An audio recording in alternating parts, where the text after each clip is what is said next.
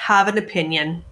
Have an opinion that doesn't regurgitate what the other talking heads are saying. You will never grow in an industry where there's other people of authority if you don't stand out in some way. Welcome to the RV Entrepreneur Podcast, the weekly show for nomads, work campers, RVers, and entrepreneurs looking to earn a living or build a business while enjoying the RV lifestyle. This week's host is Rose Willard. Let's settle in and enjoy the RV Entrepreneur Podcast, brought to you by RV Life.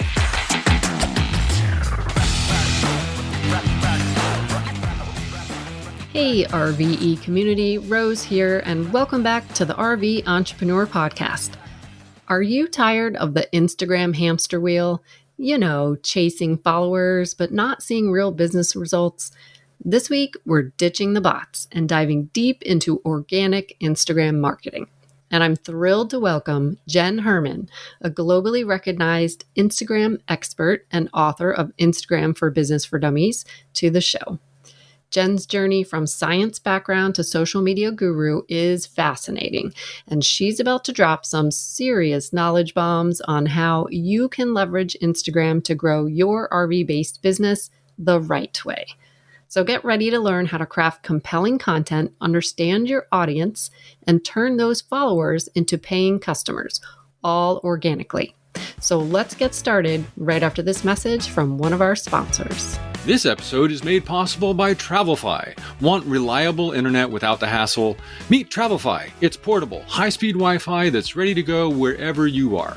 From road trips to remote cabins. No tricky setup or permanent location required. Just plug in and you're connected. And here's the best part. No contracts, no commitments, and no reactivation fees. Pay only for the months you need. Travelfy connects to the strongest available signal among multiple major networks, so you stay online with confidence, backed by a US-based support team that knows the outdoor lifestyle. Travelfy, simplifying internet while you travel. Visit Travelfy.com today. That's TRAVLFI.com. Listeners can save 15% with code RVE at checkout. Hey Jen, welcome to the RV Entrepreneur Podcast. Thank you so much for coming on today. I'm excited. This is such a unique niche. I can't wait to talk about it.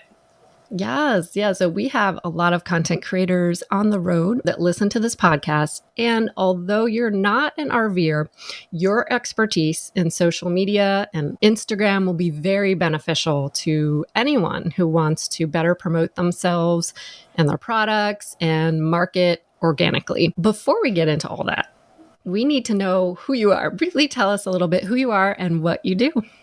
So yeah, my name is Jen Herman. Jen is Jenn, and then Herman only has one N. It confuses everybody, but two N Jen. And I have been teaching Instagram for over a decade now, going on about 12 years. And it's one of those things I never woke up expecting to be an Instagram expert. It was totally not my life plan. I actually have 2 science degrees and had no interest in marketing, but life takes its random twists and turns, and I ended up getting into the marketing side of things, and I fell in love with social media, and I fell in love with how you can connect with people and how brands can share with, you know, their audience and their customers.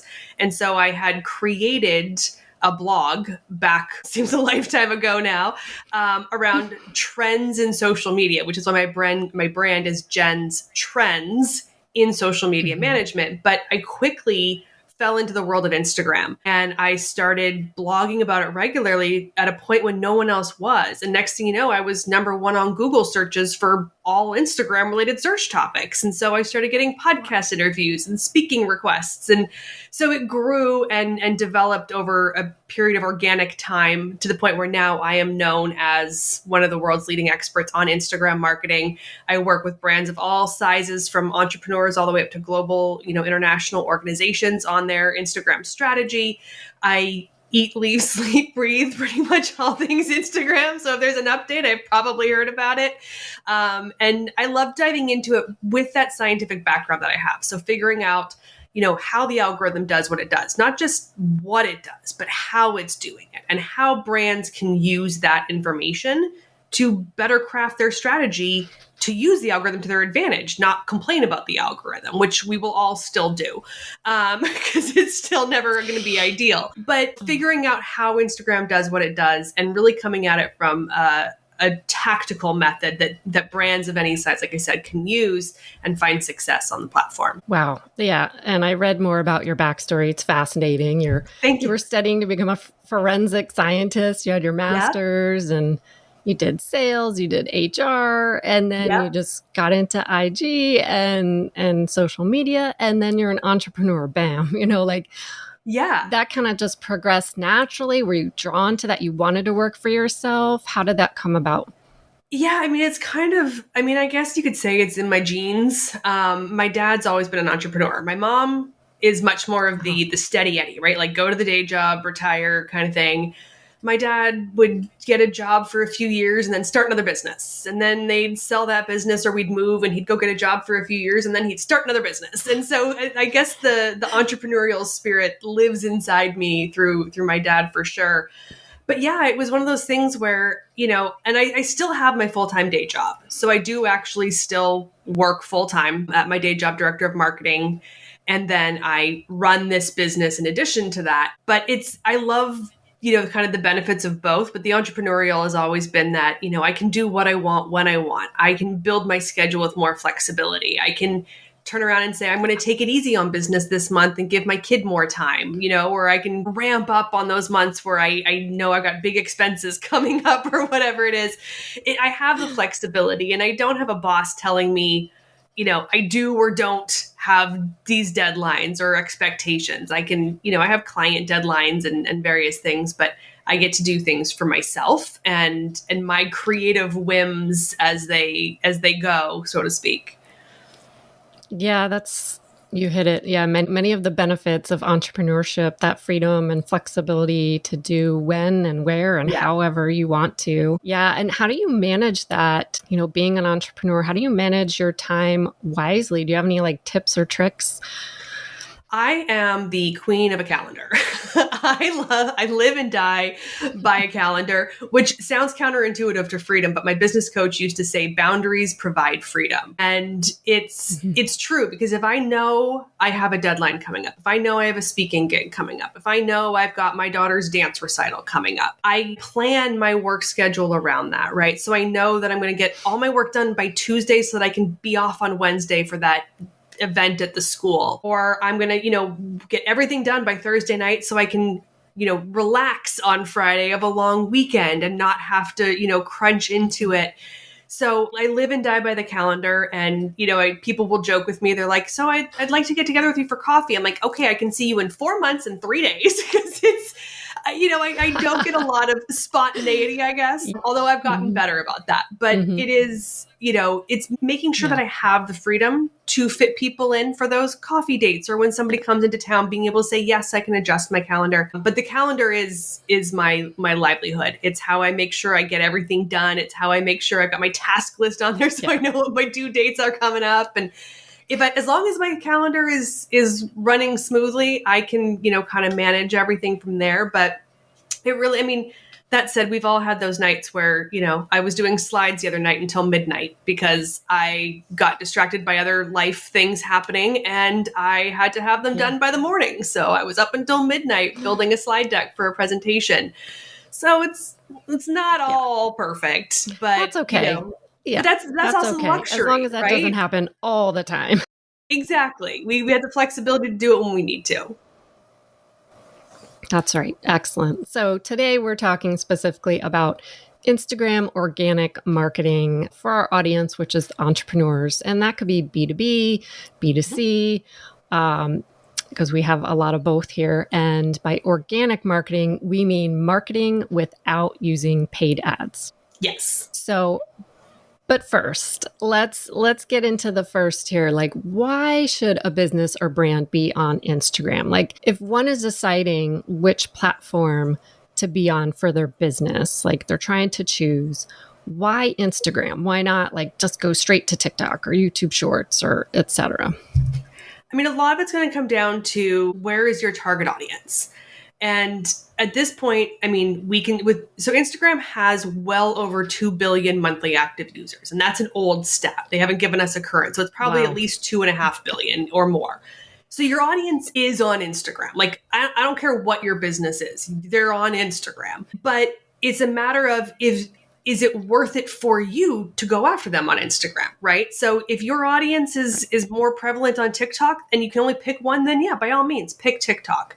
But in general, Instagram is like the workhorse that used to be Facebook, right? Like Facebook used to be the place you had to be. And that's where like everybody was. And we had Facebook groups and you got like all the pages and you had all the things. Facebook is still wonderful. And I still live on Facebook, but it's not, from a brand perspective, you just don't get the reach and distribution and impact that you used to get on Facebook.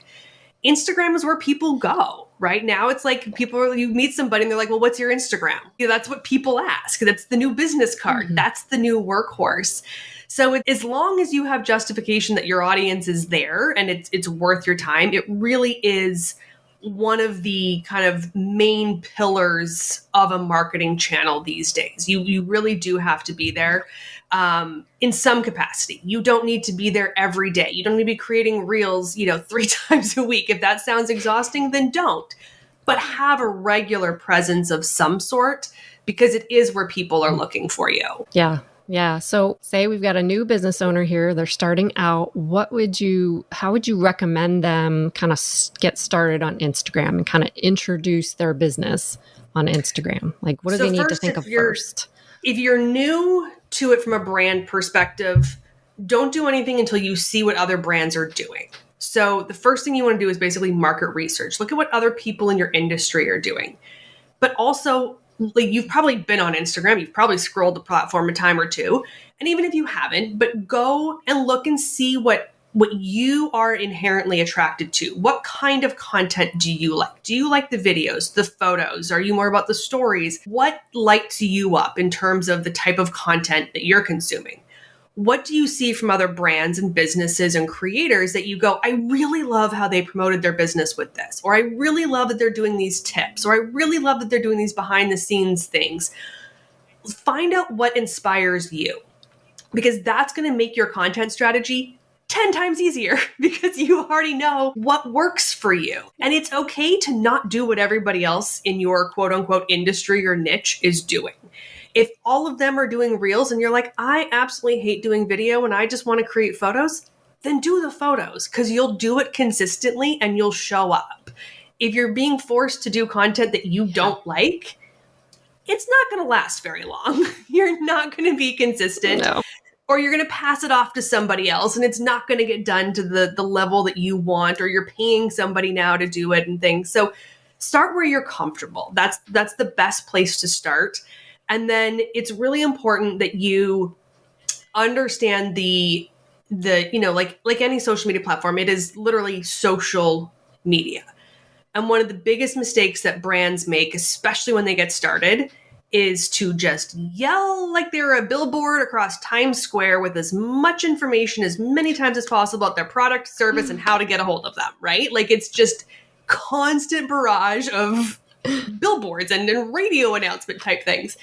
And that's not social media. That's not why people are going to follow you, and it's not going to build your brand at any reasonable pace. So we wanted to do the behind the scenes, and talk about where you're at. Is it a brand new business? Go through like the startup phase and talk about it openly. Share, your personal life, what, if you're RVing, like what state are you in, or what state were you in if you don't want people to know where you are today. That's okay too. But, and also showcasing the tips and the tutorials and the resources. So many people don't make enough use of that on Instagram that, again, if you are a plumber by trade, plumbing tips, like these are things people actually want, right? They may not get them to hire you today, but these are things they want. If you're a photographer, teach people what good photography means, why it's valuable, why you should, invest in a photographer versus an AI tool versus an amateur out of college. Talk about the value behind your services more so than just what your services are, and really focus on the social component of it first. And then you can incorporate the sales, right? There's no magic ratio. There's no like 80-20, 50-50 or something, but more non-promotional content than promotional content in general. And it's the tutorials, the help, the resources that are really going to help you build your audience the fastest. Right. And I think also getting clear on your goals, right? Like, what do you want to do? You know, you want to gain followers, you want to make sales, but it all kind of has to be in balance, right? Like, you just don't want to, I just want to gain all these followers. Okay, now what? You know, how do you convert that? Right. And it has to be the right followers. Like, I tell people all the time, I'm like, you can be massively successful with 500 Instagram followers. Like, and a good ratio that I always get people to put it in perspective is I said, how many customers could you take on? Like, what's your bandwidth? Can you take on 5 customers? Can you take on 5,000 customers? If you are a limited scope business and you don't, like, especially B2B, and you're doing a service base and, you know, you are the service or those sorts of things, you can't take on 1,000 clients tomorrow. You literally don't have the infrastructure and bandwidth to do it. No. So why would you want 10,000 followers? Like, you can't. It's not going to convert. You couldn't do it with that business if you had it. If you got the capacity to handle 100 clients, then having 1,000 followers is reasonable, right? That's a 10% conversion off of those 1,000 followers. If you have the capacity to handle 1,000 customers, then having 10,000 followers is reasonable. So don't just think you have to have these huge, massive numbers. You could have 200, 300, 500 followers. And if they're all buying from you, you got it made in the shade. Like, you don't need to chase these huge numbers just for the sake of the numbers. Right. Right. It sounds like you're definitely advocating quality over quantity, which is... Yes, always. Excellent. The right customers, the right audience. Yeah. Right. So let's talk a little bit about that conversion. Like, you have these followers. What's some good tips or strategy to kind of convert those followers into actual customers? Because that kind of seems hard at times, for sure. It is. And, you know, Instagram is not the easiest in terms of conversions because we've only got that, link in bio, which I am a huge fan of. And I hope they never take that away because it's one of the few things that keeps Instagram separate from all the other platforms and the link dumping that we see on other platforms. But you have to really know what your conversion is, right? Is your conversion to get leads into a form or into your email list? Is it to get website traffic to read a blog post? Is it to get sales, whether it's through in e-commerce or from your website or from coming into your physical storefront? What is the goal of the conversion? Because if you're in a startup phase, it might just be brand awareness. That may be your goal. You just want people to know about your brand because you have no product to ship. You may have been in business for 10 years and you're like, we have to we're going into uncertain economy. We need to ramp up. We need to get sales. Like, whatever it is, you need to know what that conversion looks like before you can, practice any sort of conversion strategy. But so obviously the most common is going to be go to the link in bio, right? So you're going to promote something and you're going to say in the caption, go to my link in bio, which will send them to that link destination. Most people make the mistake of making that link destination their homepage on their website. And the problem with making it your homepage is they don't know where to go from there. Most homepages are basically an entire recap of your entire company, right? You got your about us on there, how to work with us on there. You have some product information on there. You got links to your blog and your videos and your social. It's everything on your homepage. So I always use the example that it's like sending people into a department store where they walk in and see the mannequin, but all the pieces are on different floors and departments and you can't find the outfit, right? That's what happens when you go to your homepage. Instead, it's really important that you have a dedicated landing page.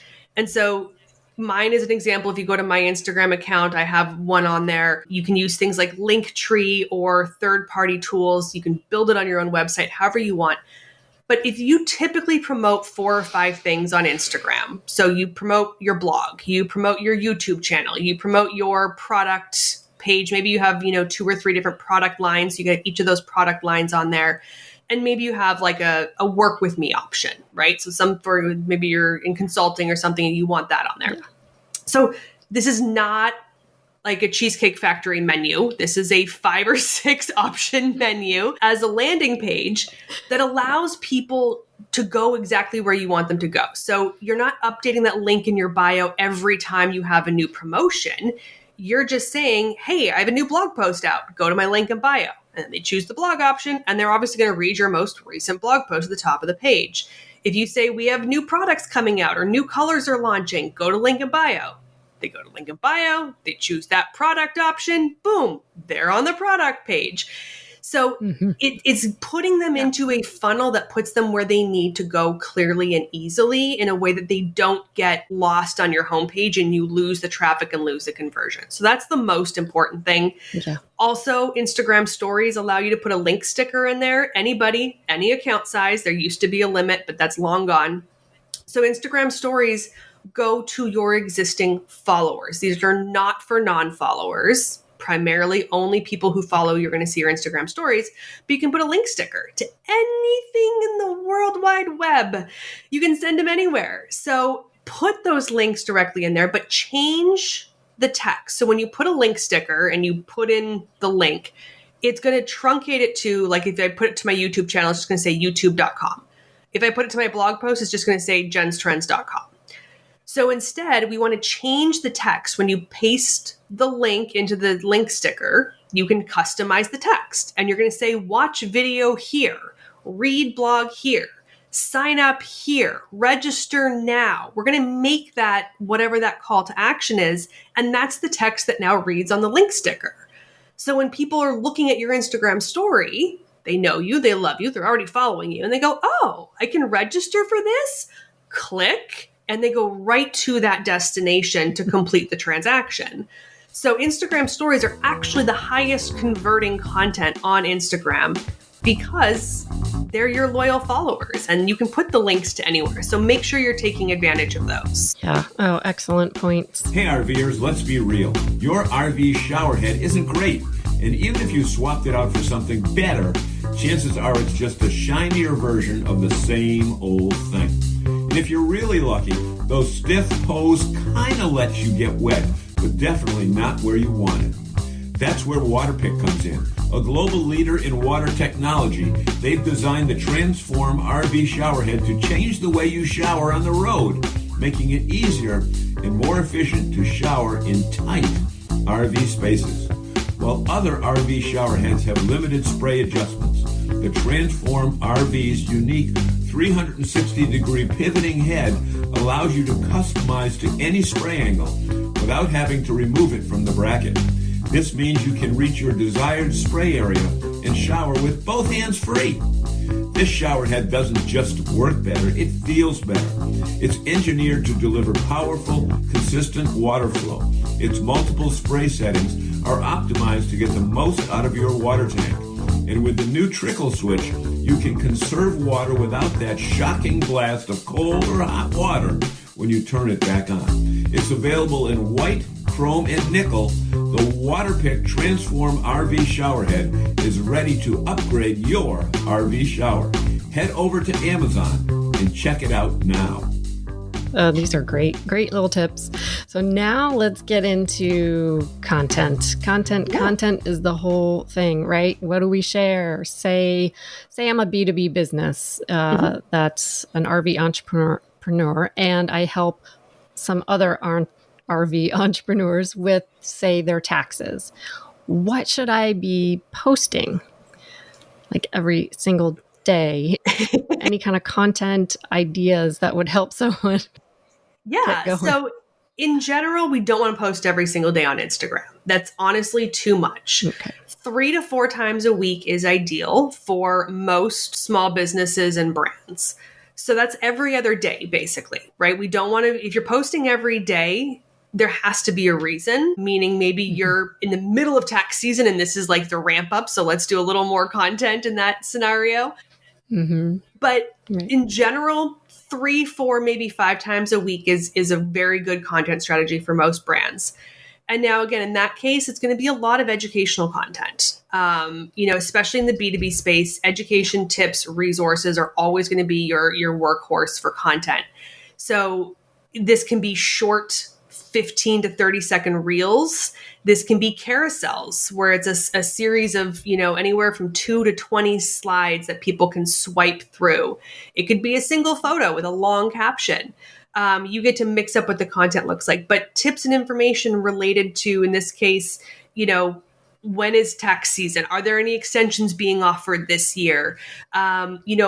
Things to like in January, like January 1st, you're like, okay, like getting ready for this year's tax season. Here's what you should do in January so that you're ready. If you plan on filing in February, here's when you need to file and here's where you need to do. And if you're on the road, here's how to file remotely. If you need to go talk to a local tax person, here's some resources to find local tax people if you're not in your home state. Like, providing those sorts of tips and tutorials become that shareable content. That's the content that people save for later. It's the content they share with their friends.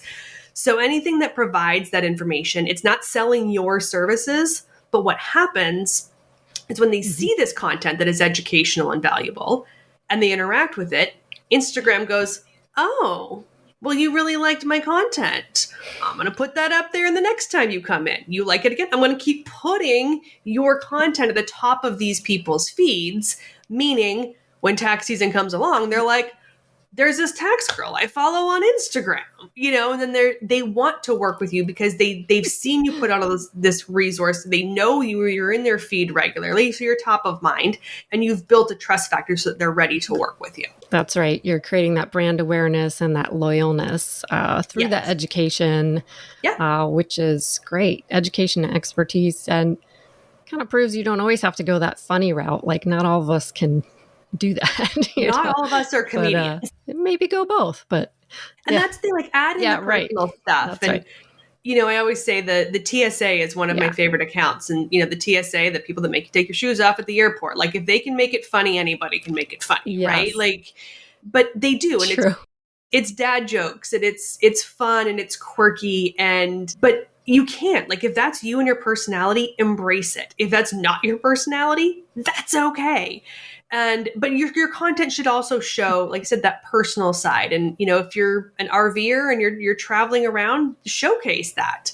Showcase what it's like to do your job, like, laptop in a lounge chair in a campground, wherever you happen to be, and showcase that side of it as well, because that's what makes it relatable to that target audience. If your target audience is other RVers, you want to showcase that you're an RVer. You get their lifestyle. You understand their unique challenges. You can make little Instagram stories about, well, no internet at this campground. That's going to make life fun this week. Like everyone in that industry is going to relate to pulling in somewhere and not having Wi-Fi. These are things that start to make you more human and more trustworthy beyond just that educational component too. Yes, very good. Yeah. So say I'm a B2C, a business to customer business that sells a product or a service from the road. Similar strategy there, similar like education a little bit, funny, personal. All the education for sure. I mean, in that case, you're definitely going to have more related to the actual product itself. So showcase what it's like behind the scenes to be, whether you're manufacturing that, like you crochet little knickknacks, well, show what it's like to be crocheting when you're on the road in various different places. And, you could say, these ones come complimentary with sand from Cape Cod, unless you drop one in the sand or something. Like, you can make fun of it, but you can show the products and show what goes into the process, talk about the products, and if the product is meant to help people in the RV industry, show how it helps. Again, using it from an educational perspective of like, here's what happens when this goes wrong. This product is great for this, or, do your frequently asked questions when you have a product what you're in any business, B2B, B2C, what those frequently asked questions are, right? Or the 10 questions somebody always asks you. Film little videos while you're on the road. You can do them and talk about them from various different places. And the thing with frequently asked questions is they get frequently asked for a reason. So you should frequently answer them for a reason. Just because you're like, Jen, I answered that 2 years ago. I'm like, ain't nobody digging 2 years back in your content to find that answer. If it's a frequently asked question, answer it every 3 to 6 months. Keep it fresh in your content so that somebody who finds you today can find that answer. Not somebody has to dig back, because they followed you 2 years ago and have even forgotten about it. Excellent. Yeah, very good point. So you mentioned the static posts, the carousels, your stories, the reels. What's the best strategy for posting those? Like, you got to do them all at once? Should you do once a week, 3 times a week? Like, explain. So in general, what I tell people, especially if you're recalibrating or starting out, is to aim for doing one story a day, because stories only last 24 hours. So if you can do a story every single day, that's ideal. Because if I post on Monday, but you don't log on to Instagram till Wednesday, you're not going to see my story, right? So if you're posting every day, you increase the chances of people seeing those posts. And again, it's okay to repeat. So I post something on Monday, it's okay to repost it on Thursday. No one's going to complain that they saw it twice. And if they missed it on Monday, they're happy to see it on Thursday. Sure. So it's okay to repurpose content on stories a little bit more. For what we call the feed, all the other things, typically I recommend doing one reel a week, one carousel a week, and one single photo a week. So those are your 3 posts a week. I already said 3 to 4 times is ideal. So if you do one of each every week, that's going to be what we're going to call your ideal calibration.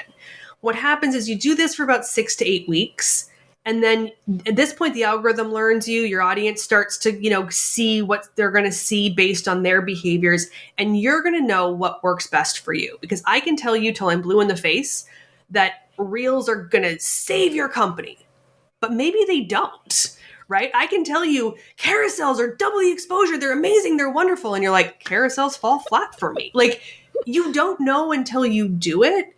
And you don't know until your audience interacts with them. Right. So you may find that static single photos are your, powerhouse content, in which case you do 2 of those a week and 1 reel. And then the next week you do 2 photos and 1 carousel, and you alternate out the things that aren't as powerful for you. If you find reels are, gangbuster, great. Right. 2 reels a week, 1 photo.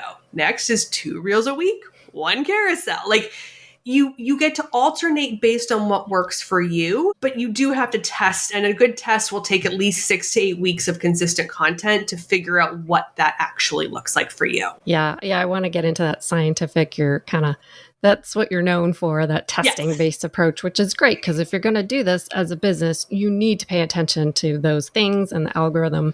But one thing back to carousels, for those who may not know, those are certain amount of photos, right? Just post photos. It's 2 to 20, right? And it can be photos or videos. A certain amount up to up to 20. Yeah. Oh, okay, that's right. Yeah. Okay. Yeah. All right. Very good. So getting into that scientific testing and the algorithm, you said 6 to 8 weeks. Can you share maybe a recent example where your testing led to some surprising discoveries, like maybe anything that contradicted the official Instagram advice? Lots of things contradict Instagram advice.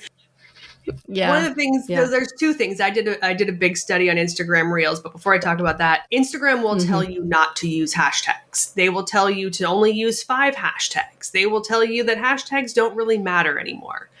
And I will tell you from scientific studies across hundreds, if not thousands of accounts over the years, and even recently, hashtags are critical to success. It's not that you can't succeed without them, but hashtags are one of the key criteria that Instagram looks at for search in general. So if you put in a keyword search related to restaurants, San Diego, it's looking at hashtags as one of the 3 indicators for what to populate in those results. So if you're not using hashtags, you're eliminating an entire search criteria for those search results. This is one of these things where I'm like, even when Instagram comes out and says, you don't need to use them, I come out with all my proof that says, yes, you do. And I have screenshots upon screenshots that show sometimes 50% of my traffic comes from hashtags.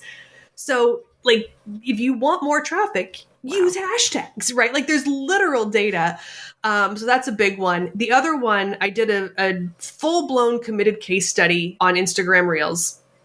And I went all in on Reels. I committed to doing at least 1 every week, if not 2 every week for 2 months. And yes, my views went up. yes, I got more engagement on those posts. Yes, there was obvious positive results.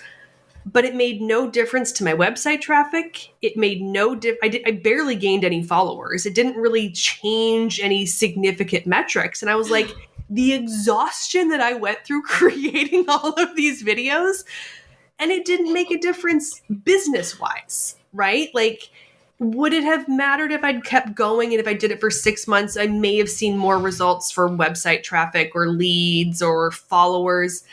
But after 2 months, I was like, there was no significant moving the needle, which again, for me, was like, okay, reels are not my end all be all. I knew that, but I wanted to prove it. And that, some people will use reels and only reels, and they're massively successful because that content works for their audience and how they consume and create content. So it really does come down to like the testing and figuring out what works for you and your audience. Yeah, no, that's great. And this Instagram algorithm, gosh, is such a mystery sometimes, but you probably understand it the best. Can you explain a little bit more how it works? Yeah, I love talking algorithms. So there's actually like 6 or 7 algorithms at play at any time on Instagram. There's not one algorithm, but the one people tend to refer to is essentially what we call the feed algorithm, how it determines what to display in your feed when you go to your home feed on Instagram.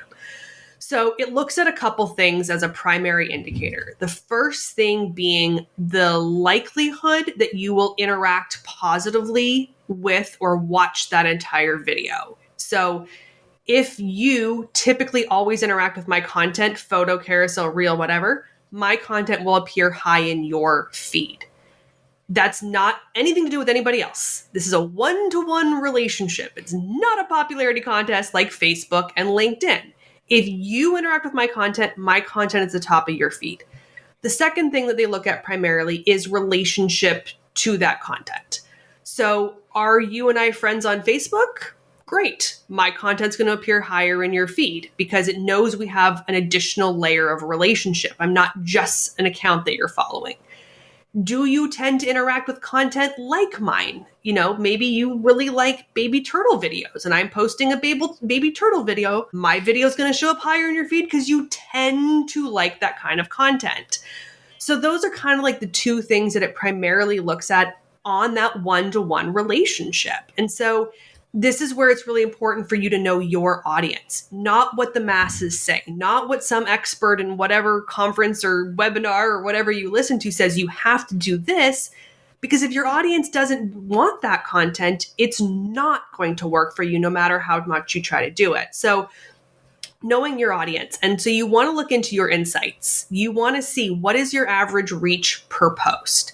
If your average reach is 500 people, that's your baseline. You know that that's kind of your happy medium. If you get 500 reach, you're coasting easy. If you get a post that all of a sudden reaches 1,200 people, now we want to do some research, right? Now we want to go, what was that post about? Was it something timely or relevant to like a news cycle or something happening in the industry? Was it the content? Was it cute puppies or bunnies or something that, generated more engagement? Was it the topic you were talking about? Was it that you did the photo versus the video? Like, what was it about that piece of content that got you double, almost triple the reach? And then do more of that, right? We want to recreate more of what's working. If you get a post that all of a sudden only reaches 200 people, well, why? Why did that one tank? Was it the time of day? Was it the content? Was it a sensitive topic people didn't want to talk about? Was it you posted it too closely to another piece of content and the other one kept momentum and this one just didn't get any momentum? So why are they not performing? Do less of that, right? And this takes a little while. It takes some time to dig into your insights and learn. But when you've paid attention for, again, give it 2 months, we have to reprogram our brains too. You give it 2 months, you will know inherently how a post is going to perform. You will know when you post that, you're going to know this one's going to get a lot of engagement and no website traffic. This one's going to get 0 engagement, but it's going to get a lot of website traffic. You start to know what your content is going to do, and that's how you start serving the algorithm. You know, if I have a sales post, I don't care about the engagement. I care about the conversions off of it. So you're going to craft your content with that intention. you're going to look for things and go, okay, I know if I post this, it's going to get a ton of engagement, and things have been down lately. Let's use that engagement post, so you're going to plan around knowing what your content can do. And so as examples, if I need an engagement boost, I shamelessly publicize my daughter. If I put my daughter's face up on Instagram, my engagement goes up. It's a win-win for everybody. They see my cute daughter, I get more engagement. Mm-hmm. If I do something that is super, super trendy, like if there's a big news in the world of Instagram, I have to hop on it before anybody else in the industry does. And I will get tens of thousands of views versus my normal. So it's knowing when to capitalize on something and also being like, but here's my steady Eddie content. Here's the content I'm going to put out every week. It's going to perform. It's going to keep doing what it does. And it'll be okay because I know that it's part of the overall strategy. Right. You just have to be aware and be watching and take that time posting the things and seeing how they're doing and watching those trends. Oh, it's exhausting. It is, but it gets better. It does. Like I said, you start to notice the trends and you know what's going to work. And don't be afraid to try things. I always tell people, like, it's okay to be like, I've never done this type of content before, but let's see if it works. If it falls flat, okay, it was one post. You can delete it if you really need to, but try it. If you see something and it's a cute trending audio thing on Instagram and you're like, all right, let's see what I can do with this. Maybe it goes great, right? Like, don't be afraid to try something new just because, it hasn't matched what you've done before. You can absolutely have permission to be creative and try new things. That's great. So what are some key indicators for this algorithmic success on Instagram? Is it like direct messaging? What is it? So the thing obviously everyone looks at is likes, which is fine, but it's not really a good indicator because plenty of people will watch your entire video and not throw up a like, right? They can watch a whole 93 seconds of a video and not interact with it. They watched it. That's interaction. That's probably conversion at that point. So it's not so much the likes. It really is more related to, like I said, what's the retention? How often are they seeing your content? So this comes down to shares, saves, and views. So shares are what Instagram is currently defining as a key metric of performance. Would you share this content? If you're willing to share it, you're going to see it.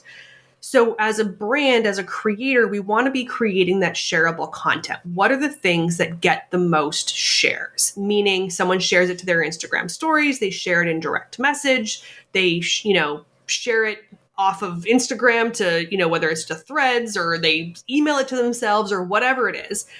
Those shareable pieces of content are what Instagram currently ranks top rate for, performance and value. So we want that shareable content ideally. To me, in what I do with education, saves are my most important metric. So I look at it and go, if I shared a tip or a tutorial or a resource type post, like here's the sizes you need to know with Instagram's changes, or, here's how to get more views on Instagram.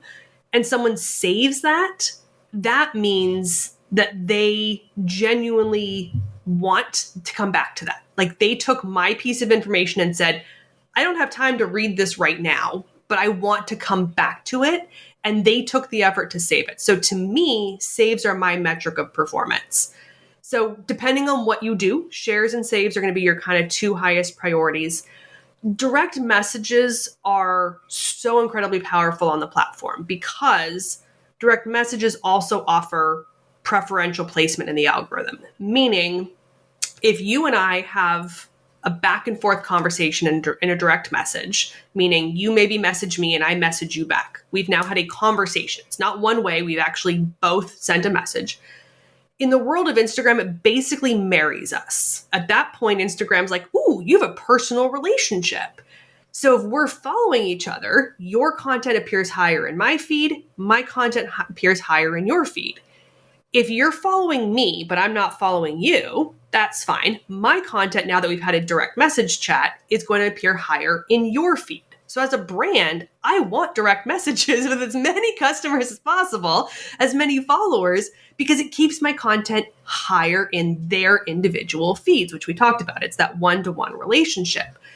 So if you can get people into the direct messages, that is the key to success across the board, right? So, but we call this dark social. There's no metric. I don't know how many conversations I've had on DMs this week. I don't know how many people I've talked to. I don't know what what those look like as a metric. I don't have a stat.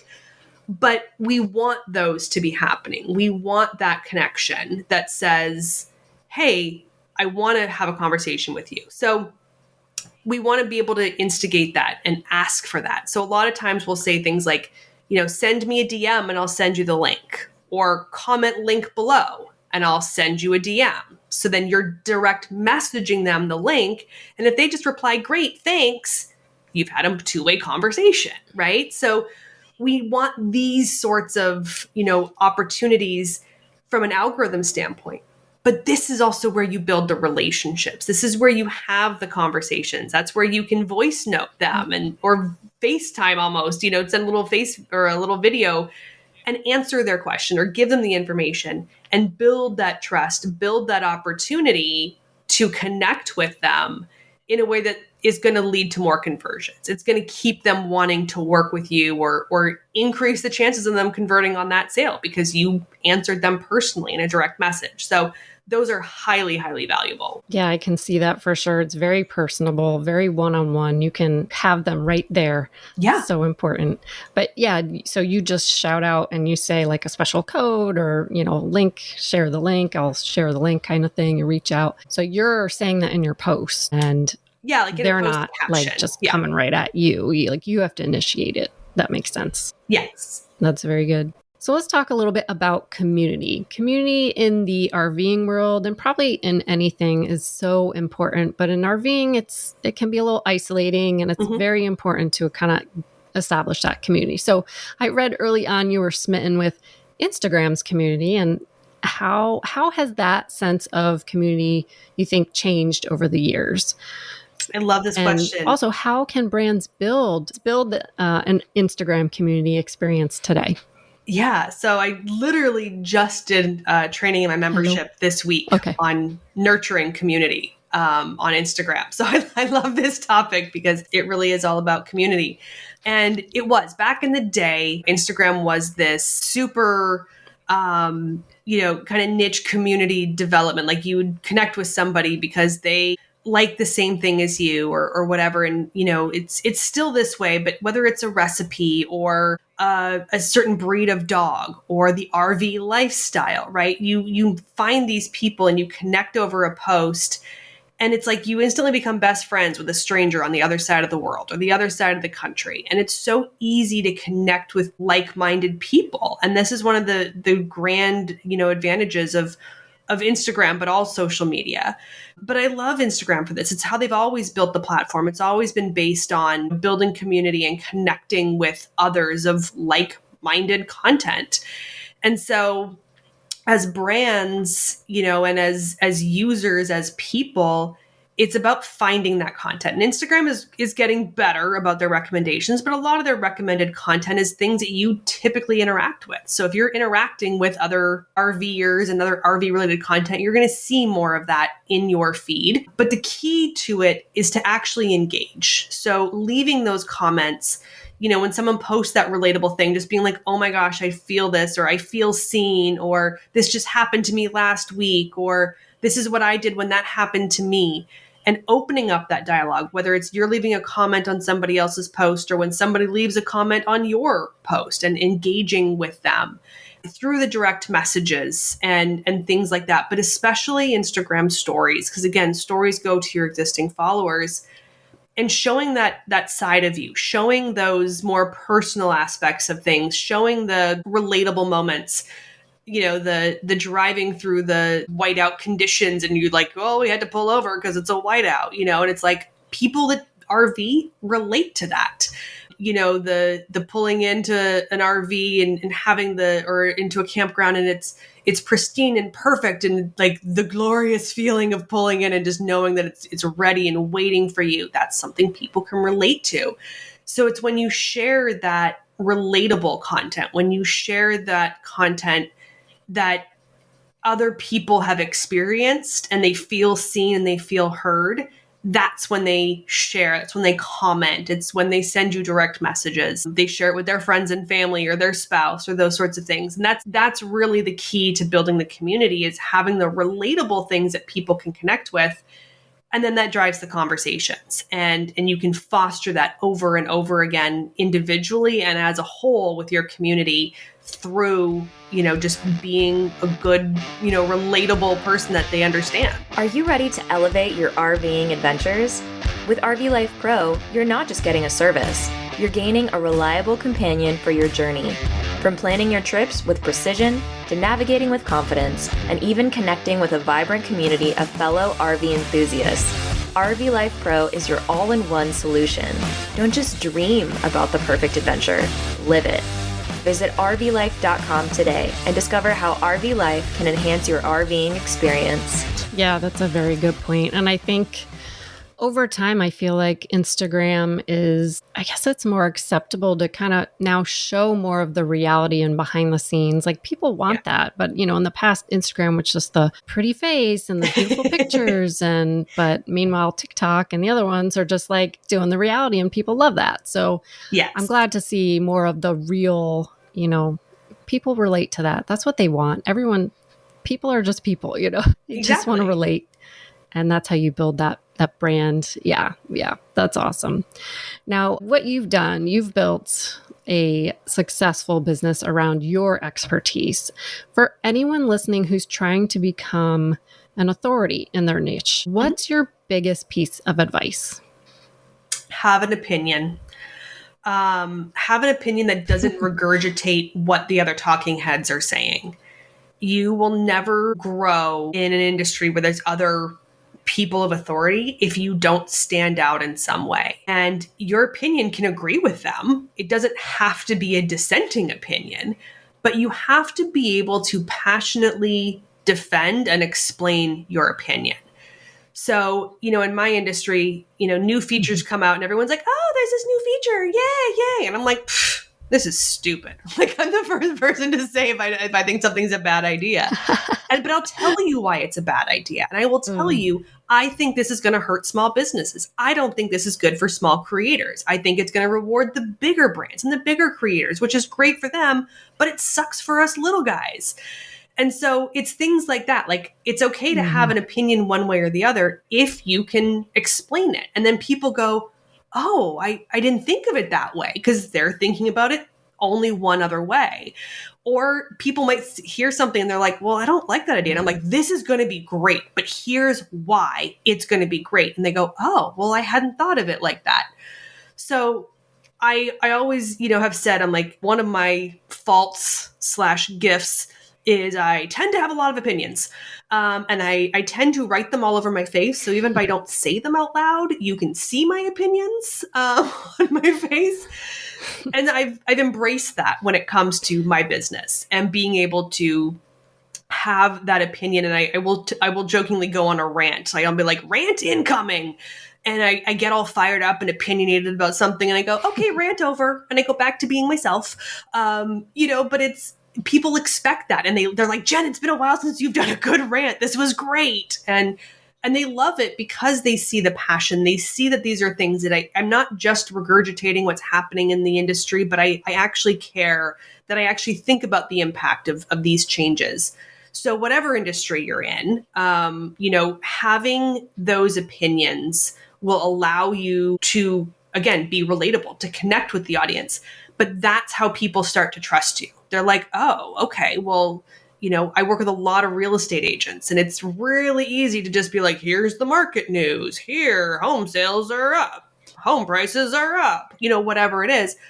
But to talk about what that means for your community, to talk about what that means for your buyers and sellers in the area you live in, is a very different conversation. Market might be up across the country, but in your neighborhood, that's a bad thing.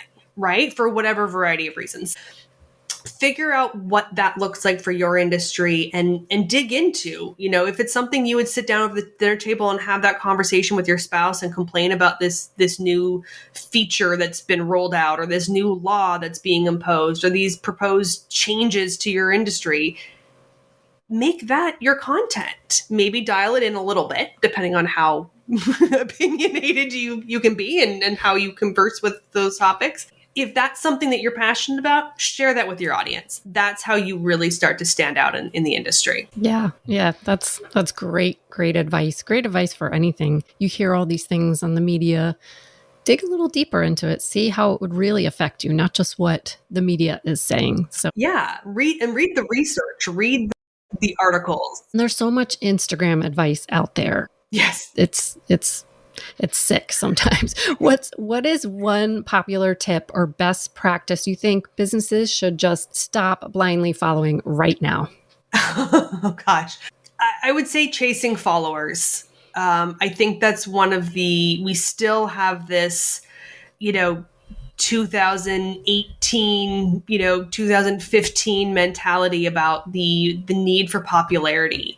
That the definition of success is having a huge following, they have 1 million Instagram followers, they must be really successful. No, you don't know how they got those 1 million followers. You don't know how much money they're making. It means nothing. And we still live in such a world that puts value on the number of followers. And I get judged. People are like, you only have that many followers? And I'm like, yeah. And I'm like, or people are like, oh my God, you have so many followers. I'm like, and none of that matters. And yet it's still something that so many brands and so many individuals chase the follower count. And I would love to see people stop doing that. I would also, encourage people to go back to the realness that was Instagram. Like we were kind of saying, like when Instagram started, we posted photos of our lunch with like the lo-fi filter on it, or it was like, here's my outfit with the Nashville filter on it. Like it was so mundane and normal and casual and everyday experiences. And it's turned into this incredibly curated feed that has to be polished and perfect, and everything has to have, a purpose and an intention. And I'm not saying not to post with intention, because I'm the queen of, intentional strategy, but it's okay to not have everything be perfectly polished. It's okay to do that no makeup selfie. It's okay to do a video where the audio isn't perfect or the lighting isn't, perfect studio lighting. I'd like to see us get back more and more to some of, like we were just talking about, the realness of our brands, of our lives, and showcasing that with, a little more exposure, I guess you could say, on our Instagram feeds. Yeah, I love that advice, and I'm right there with you. So Jen, tell us where we connect with you. I mean, obviously Instagram, but where else can we learn more about what you offer and maybe to work with you? Yeah, so I'm everywhere as Jen's Trends. So the website is Jen's, JENNS, Trends, TRENDS.com. You can link to everything from there. That's got, all my services and my blogs and my content and everything there. I'm on Instagram at JENNS_trends. Please follow me there. Feel free to let me know that you heard me here on this podcast. I'd love to say hi. But that's where I share all my, tips, tutorials, resources. It all goes on Instagram. I do share to Facebook and LinkedIn, but not to the same level that I share on Instagram. It's definitely my, platform of choice. But yeah, if you have questions, if you've heard anything on the show and you're like, I would love more clarity on that, or you talked about this and I'd love to know more about it, by all means, connect with me. Anywhere in those locations. I run a membership program called Profit Your Profile, which is dedicated to Instagram marketing, but we cover all marketing. I have guest experts come in every single month. And so we're live in the membership every week. I do a training every month. We have a guest every month, where we're, talking about whatever is current, relevant, and timely. So you're getting the most accurate, up-to-date Instagram training at all times. And we have open office hours where you can come in and pick my brain and ask me literally any question you have, and learn from the others on the call. So if that's something you want to dive deeper into your Instagram and, really get strategic with it, I'd love to have you check out Profit Your Profile. Excellent. And I'll put all that in the show notes so everyone can go and find you. Perfect. So this was quite incredible. There was a lot of valuable information here. Thank you so much for taking the time today to share all these strategies and tips with our audience. I know I have a few things to implement and change, and I'm confident our listeners are going to take away many ideas that they can put into action today. So thank you so much, Jen. My pleasure. Thank you. That was packed with so much actionable Instagram goodness. And I hope you took notes, because implementing even just a few of those strategies could make a huge difference in your business. Remember Jen's advice: daily storytelling, testing content, and building that community. Now, I want to challenge you. So pick one thing Jen mentioned and commit to implementing it this week. And later, feel free to share what you tried and how it worked for you in the RV Entrepreneur Facebook group. And if you want to connect with Jen and learn more about her work, you can find all her links in these show notes. Don't forget to subscribe to this podcast so you don't miss future episodes packed with tips and inspiration to help you thrive on the road. Until next time. This episode is made possible by Travelfy. Want reliable internet without the hassle? Meet Travelfy. It's portable, high-speed Wi-Fi that's ready to go wherever you are. From road trips to remote cabins. No tricky setup or permanent location required. Just plug in and you're connected. And here's the best part. No contracts, no commitments, and no reactivation fees. Pay only for the months you need. Travelfy connects to the strongest available signal among multiple major networks, so you stay online with confidence, backed by a US-based support team that knows the outdoor lifestyle. Travelfy, simplifying internet while you travel. Visit travelfy.com today. That's TRAVLFI.com. Listeners can save 15% with code RVE at checkout.